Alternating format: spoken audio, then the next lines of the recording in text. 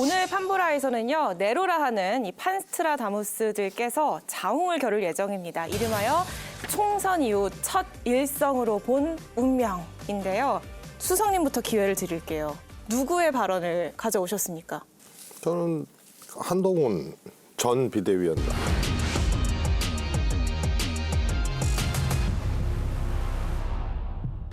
민심은 언제나 옳습니다. 그래서 저는 선거 결과에 대한 모든 책임을 지고 비상대책위원장직에서 물러납니다. 국민들의 마음을 얻지 못한 것이라고 생각하고 그 책임이 오롯이 저에게 있다고 생각합니다. 특별한 계획을 갖고 있지는 않고 어디에서 뭘 하든 나라를 걱정하며 살겠습니다. 저는 제가 한 약속을 지키겠습니다. 총선 때는 정부가 부족하지만 내 책임 아니야. 나 억울해. 나한테 한 번도 기회를 안 줬잖아. 나를 이렇게 사라지게 만들 겁니까?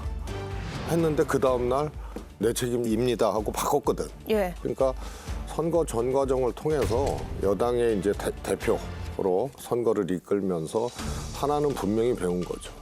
뭐요? 책임이 없다라고 하는 거는 정치인들에게는 그건 있을 수 없는 말이거든요. 그래서 마음하고는 달라도 책임이 나한테 있다라는 표현을 해야 된다는 거 하나는 배우고 간 것 같아요. 이 한동훈 위원장의 이 일성을 통해서 한동훈 위원장의 미래까지 이 네 분과 함께 예측을 해보도록 하겠습니다. 앞으로의 정치적 재기, 앞으로의 미래 어떻게 내다보십니까? 자신이 어떤 정치적 스탠스를 가지고 앞으로 어떤 정치적 항의를 이제 시작해야 할 건지 상당히 이제 고민스러운 그런 선거의 결과입니다. 이 정치 첫 경험은 하루아침에 또 이 신데렐라처럼 또 백마를 탄 왕자도 될 수 있지만은 또 그렇지도 않거든요. 이 실패는 여러 가지 또 좋은 경험이 되는 것이니까 그런 측면에서 자신을 좀 단련시키는 시간이 필요할 겁니다.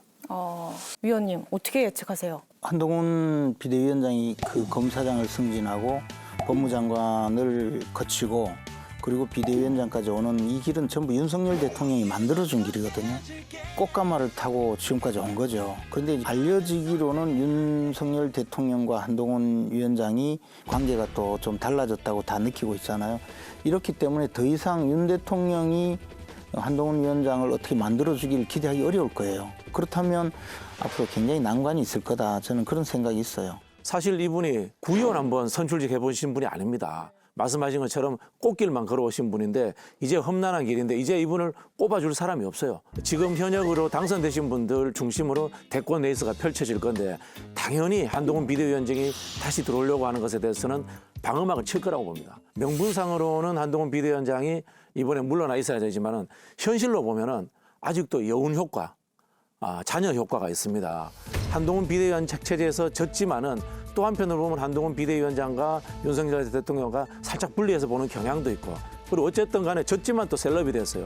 그 여운이 있을 때 이걸 가지고 다시 정치권에 들어오면은 뭔가 저는 자리 잡을 수 있지만은 셀럽들 방송에 안 나오면은 멀어지는 거하고 똑같습니다. 셀럽의 명성이라는 것은 화면에서 사라지면 저는 곧 사라질 거다 그렇게 봅니다. 수석님 명예회복의 기회를 드리겠습니다. 명예가 떨어지지도 않았는데.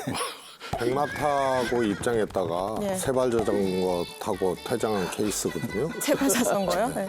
그런데 나기 정도는 봐도 뭐냐면은 바로 백마에서 대권 주자 1등까지 이번 총선에서 갔던 거거든요. 그런데 다시 후퇴해서 당나귀 정도 타고 와서 지사 나가고 시장 나가고 이런 거는 제가 보기엔 있을 수가 없는 얘기예요. 그 다음에 하나 또 뭐 있냐면요. 실제로 한동훈 비대위원장이 권력 의지가 있는지 모르겠어요. 왜냐하면 본인의 권력 의지가 분명히 있다면 굉장히 짧은 기간이지만 전략적으로도 숙고하고 또 논의하고 이러면서 해야 되는데 완전히 개인 플레이를 해버린 거거든요. 그래서 복귀하지 못할 거다. 한동훈 위원장이 사퇴를 하면서 국민의힘 차기 당권 주자에도 관심이 쏠리고 있습니다. 나경원, 안철수, 권성동, 윤상현, 김태호, 주호영, 원희룡 지금 거론되고 있는 분들 중에 위원님 가능성 있다 하는 분 있습니까?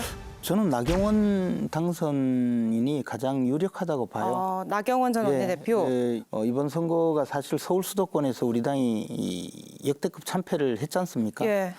그리고도 자신이 그 패배했던 선거구에서 승리해서 당선이 되었고 지금 그 선수라든가 또는 그 국민적인 인지도 그리고 당내 그 당원들에게 이 호응도 이런 것을 전부 종합적으로 본다면 아마 나경원 당선인이 가장 유력하다고 생각합니다. 저도 뭐 현실적으로 나경원 의원이 전당대회를 통해서 당원들이 뽑는다면 가장 유력하지 않나 그런 생각이 드는데 또 한편으로 보면은 어쨌든 보수 정당이 영남에 뿌리를 내리고 있기 때문에 이분들이 이제 등급은 소나무예요. 고생도 많이 하셨고 그런 분들이 좀 한번 스타 정치인으로 한번 등장하는 그런 일도 있었으면 좋겠어요. 이게 역자공용으로 민주당에서는 이제 호남 정치인들도 토호가 아닌 전국적인 스타 정치인이 되고 하는 그래서 좀 영호남 정치가 양당 정치에서 이 뿌리만 제공하는 것이 아니라 실제로 좀 꽃을 피울 수 있는 그런 좀 상황들이 한번 만들어졌으면 하는 바람도 포함되어 있습니다.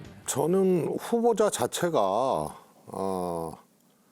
그렇게 많지 않을 거다. 원하는 사람이요? 아니면은 당원이 실제로 원하는 출마할 사람이 당대표에 대표 자체를 놓고 경쟁을 하겠다고 출마할 사람은 제가 2명 넘기가 어려울 것 같아요. 그건 지금 상황이 어려워서인 네. 거죠?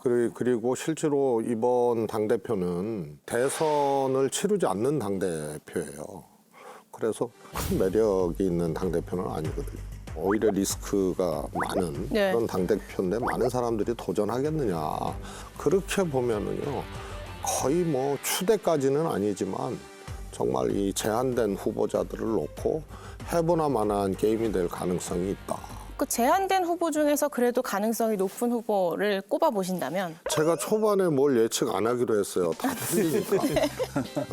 정치는 뭐 또 아니, 또 그게 또- 귀신도 모르는 일도 또 일어나고 이번에 김종민 의원 보세요. 그거는 신도 예측하지 못한 그런 거거든요.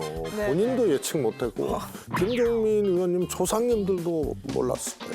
김재현 수석은 뭐 사실상 나경원 또 이제 전 대표에 대한 각별한 또 애정도 많이 가지고 계신 분이고 그해 떴 뭐 책사를 하신 분이니까. 근데 이번 이제 국민의힘 이제 당 대표 같은 경우는 무엇보다도 정무적으로 위기 관리 능력이 탁월해야 됩니다. 정치력이 있어야 되는 것이죠. 다음에 자신의 이제 포지션을 생각해서 이번에 당 대표를 하는 게 좋으냐 안 좋으냐 그건 각자 판단인 거고.